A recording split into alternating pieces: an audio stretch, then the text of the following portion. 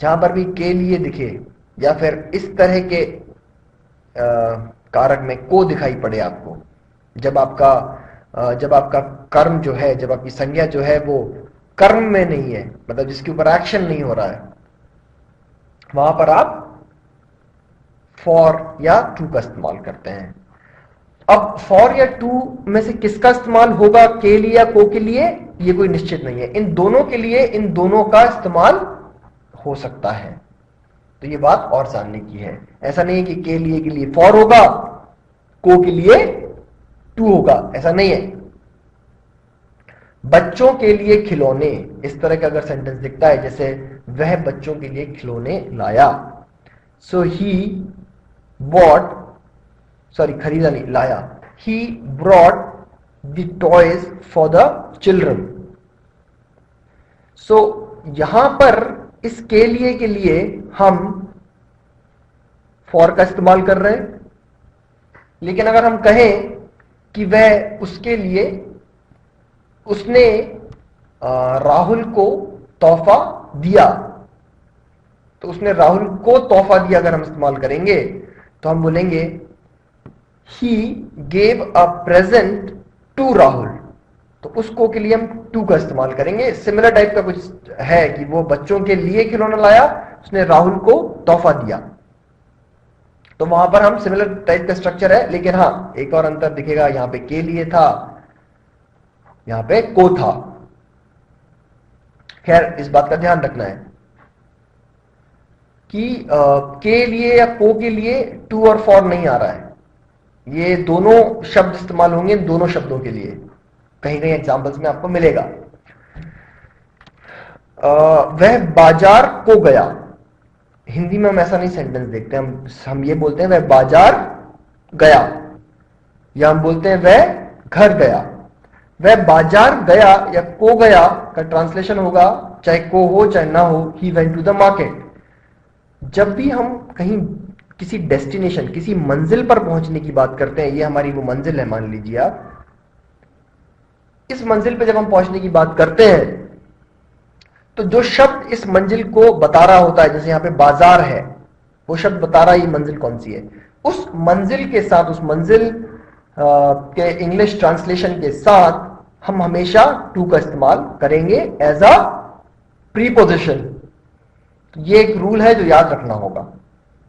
अब जैसे हम बोलते हैं वह घर गया, उसका ट्रांसलेशन क्या होना चाहिए, ही went to home.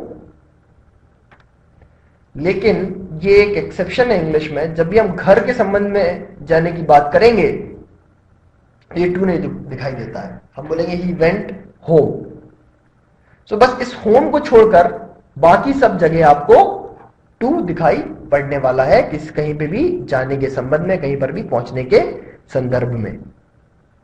For to कुछ भी हो सकता है। आगे आप देखेंगे एक स्लाइड है जहां पर फॉर और टू का इस्तेमाल कहां कहां होगा वो बताया गया है, उसको देख लीजिएगा। ये के लिए या को, इनमें से किसके लिए फॉर का या टू का इस्तेमाल करना है आपको क्लियर हो जाएगा। एक उदाहरण मैंने दिया कि जब हम किसी को कोई तोहफा देते हैं तो जो रिसीवर होता है, जो रिसीव कर रहा होता है उस तोहफे को, ले रहा होता है उस तोहफे को, उसके साथ हम टू का इस्तेमाल करते हैं।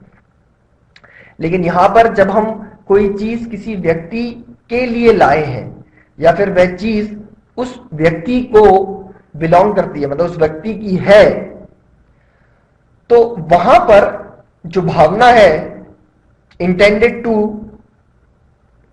या बिलोंग टू की, उसके लिए हम अगर के लिए या को कुछ भी इस्तेमाल होगा तो फॉर का इस्तेमाल करेंगे। तो ऐसे कुछ रूल्स बता रखे हैं कि फॉर किस किस सिचुएशन में इस्तेमाल होगा, टू किस सिचुएशन में इस्तेमाल होगा। थोड़े से इंग्लिश सेंटेंसेस पढ़ेंगे तो ये ऑटोमेटिकली क्लियर हो जाएगा। नेक्स्ट से।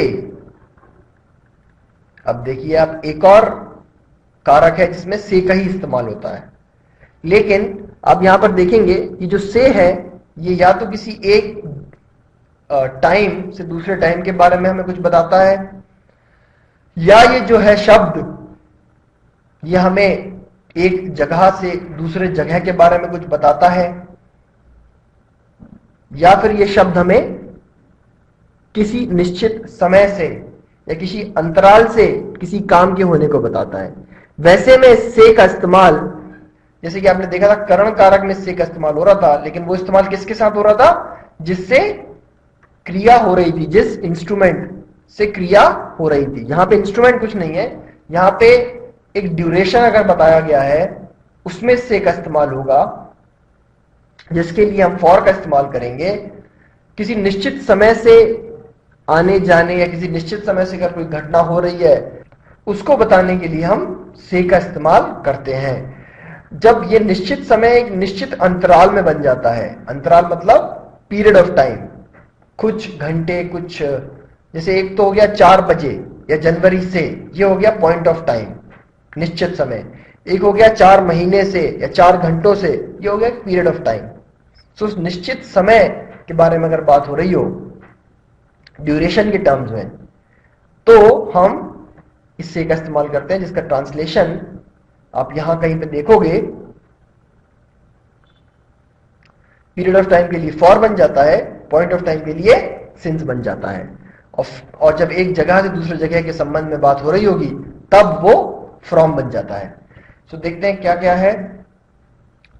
भोपाल दिल्ली से दूर है, सुबह से शाम तक। Bhopal is far from Delhi, from morning to evening. इस तक के लिए जो है टू का इस्तेमाल हो रहा है। I am waiting since January, since morning, since afternoon.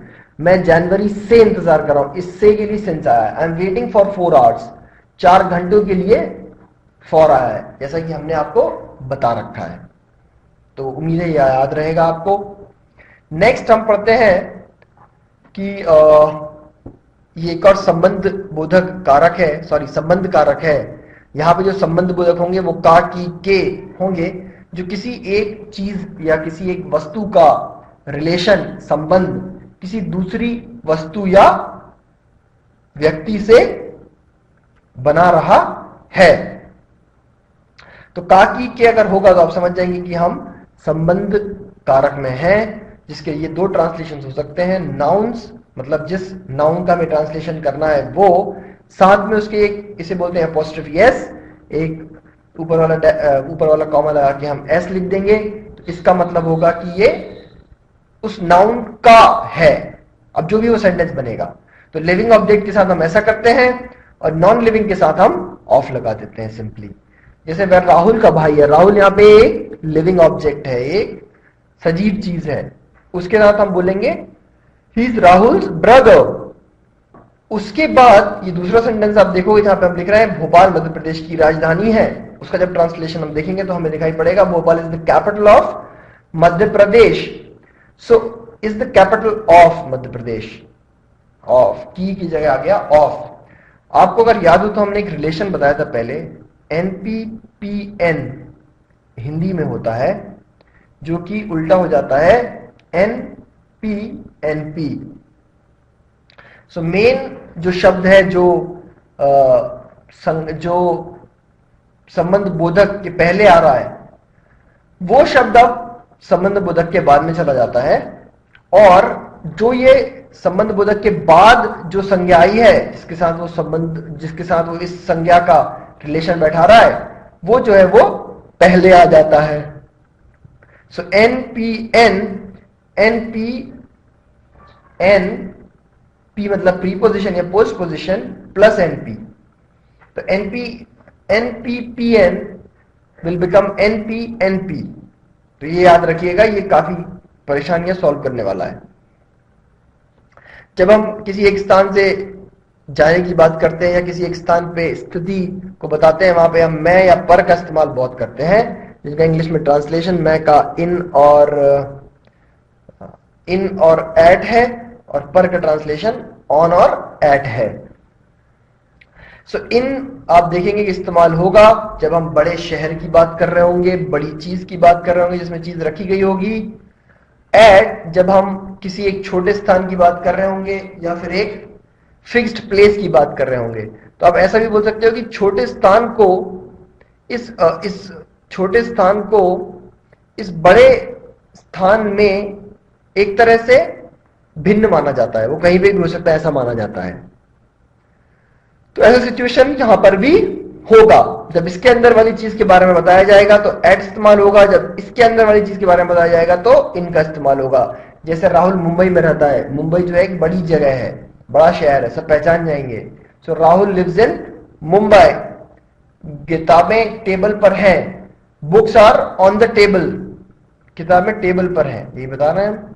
Rahul घर पर है, राहुल इज एट होम। सो आप देखोगे एट होम आ रहा है क्योंकि हम एक निश्चित जगह की बात कर रहे हैं। तो इस चीज को आगे कंटिन्यू करेंगे, डिटेल में भी बात की गई है, how to use prepositions as per English grammar and language, उसको जरूर देखिएगा। नेक्स्ट कुछ दो इंटरेस्टिंग एक्सरसाइज करेंगे, वो देखिएगा।